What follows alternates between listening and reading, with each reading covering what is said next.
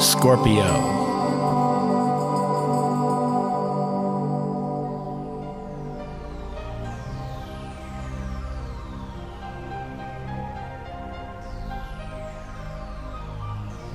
Hello Scorpio, this is your forecast for December 2015, and I believe that November was a good month in many ways for you.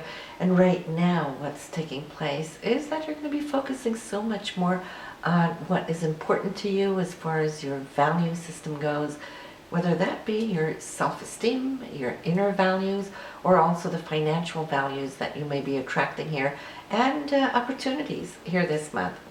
Now, on the very last day of November, Saturn and the Sun met up. So you might start off the month here still feeling that you're thinking about certain things, perhaps reorganizing those things that are important to you financially. This is in your second house. And so Saturn brings something of a, should I say, like an inner calm. It gives you focus, and also the decision making might feel a little bit serious too, but that is what Saturn does. But we have more in the second house. We have Saturn, we got the Sun, we got Mercury, and we got the new moon. So the new moon is always where we place our intentions, and this would be the area for you to do so. So if you find yourself now crunching numbers or looking over whatever assets you have, it's a good time to look at also how you can start picking up a rhythm of generating more money. It might be a secondary income that might come to mind, or it might just be how you will perhaps embrace and envelop the money that you have and set some aside.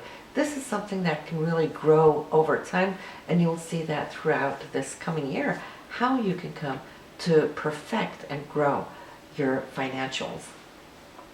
We also feel now that since Sun and Mercury here is in the sign of Sagittarius, it's a great time where you're feeling more optimistic. Sagittarius is always that happy-go-lucky energy, and having the Sun there, having Mercury there, you might just find yourself having that much more of a humorous insight to what goes around you in your day-to-day life this month. And it being December, it being a very social month, a family month, I feel that this is going to be really, really good for you.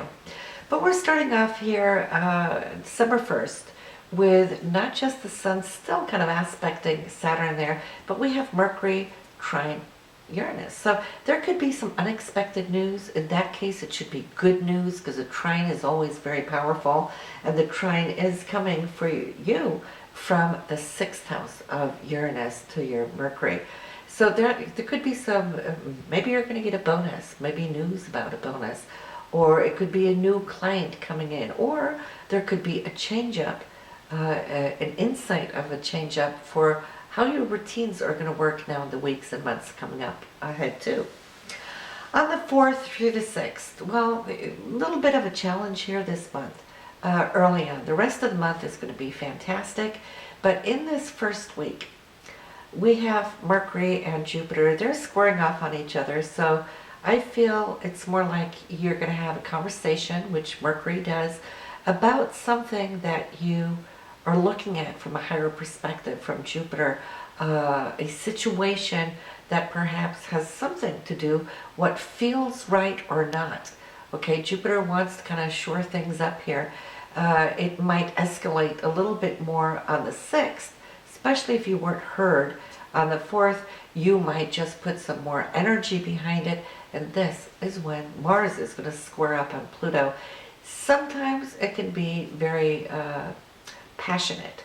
That's good when the aspect is good. When we have a square, well, then there's a little tension going on, and especially on the 6th, we also have the Sun coming in conjuncting your Mars, and this is in your 12th house. So you might have accumulated over time certain things that you've been observing, maybe not expressing. And so here on this day, well, it looks like you might just have a certain energy here that now wants to come out. The Sun and sextiling this Mars is giving you the energy that you need to come out. And I feel that it's appropriate for you right now because you did try to address it in a good way there first on the 4th. But once everything is said and done, I feel the solution to this situation may come around the 10th when Mars is opposing Uranus. Then I see the situation kind of building up towards then, but then it's going to give the opposition. And you're going to be able to look at this situation here from both sides because it is an opposition. And Uranus wants to free up, to liberate something, and Mars is taking that action. This is between the 6th and the 12th house. And so for you, whatever you're going to liberate is going to help you within your day-to-day routine. Now, this is a situation that could come up amongst perhaps maybe you and some co-workers, since it is aspect in the 6th house. So you'll have to see what that means for you. But then the rest of the month is going to take a different shape and form. On the 11th, we got Venus and Neptune trining each other, a very romantic energy. So for those of you single Scorpions out there, it's a great time to meet somebody new. If you're in an existing relationship, well, it should be great for you and your partner. Not only is Venus very romantic in itself, but when it couples up with Neptune, which is the higher dimension of love, we're talking otherworldly type romance. So mark the 11th on your calendar, and not only is that a beautiful aspect to have, but we have the new moon coming in on the very same day. So this will indicate also new beginnings in your relationship area. On the 17th, we got Venus, that very same Venus that was romantic on the 11th, is now powering up with more passion. It's coming into a beautiful trine to Pluto. And Pluto is all about the in-depth, down below, within, kernel of your emotions. And I feel that something might either transform itself, or you could feel that the passion between you and your partner now is starting to escalate positively. But also it's a good money day because both Venus and Pluto rule money, and when they join forces, well, anything can happen. Maybe you had news about it earlier in the month, but here might be the big fat check. So that's the 17th. And it's coming and arriving at such a time right before the holidays, so that should be good. On the 19th, we have Mercury here conjuncting Pluto, and this is going to be a time when you're going to feel that things are deepening in your communication, and especially in the areas where there was a little bit of an issue earlier in the month.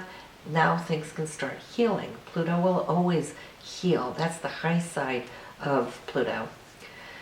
On the 24th, though, for those of you who celebrate Christmas Eve, which is more a European thing, well, that is going to be Venus and Jupiter, the gift giver, the abundance. It's going to be a great, great holiday this year. Venus rules love, so you got love in your family, you got your children, got happy children voices, a lot of energy going on. Venus sextiling Jupiter is a giver day. And for those of you that celebrate the 25th, Christmas morning, well, Mercury's coming in, joining that party with a trine to Jupiter. So both these days are absolutely fantastic. Not all years have such good energy on the holidays. A couple of years ago, we had a few back-to-back Christmases where Uranus was square Pluto and all this, and created some tension for some people. But on Christmas Day, we also have the full moon, December 25th. And this full moon here for you, Scorpio, will be in the 9th house for higher thinking. So you might feel extra spiritual this Christmas. Those of you who will go to church or go to Mass, whatever, you're going to feel it deep within. Some of you will have your family from afar. That is going to be felt deeply within as well. Just the sense of gratitude. Jupiter does that. It fills us with gratitude, and we're going to feel that especially strong this year. Now at the end of the month, on the 29th, we got the Sun and Neptune. They're coming in as a sextile, And a sextile is always very harmonious. It's supportive. It gives. And the sun is you, and Neptune being here is your dreams, your hopes, your aspirations, and you're already kind of lining yourself up for the intentions of the new year 2016. So listen to where your mind is taking you here on this day. You might feel extra inspired, very creative. That's what Neptune does, and it will help you set up the intentions for the coming year. So having that said, Jupiter is cruising your 11th house for socializing. Some of you have already come to meet new people, new groups, and for that they're going to be quite supportive, and vice versa. So Jupiter is giving you a lot of good kudos in this area. So this is what we have here for December. I wish you all very happy holidays, and I'll see you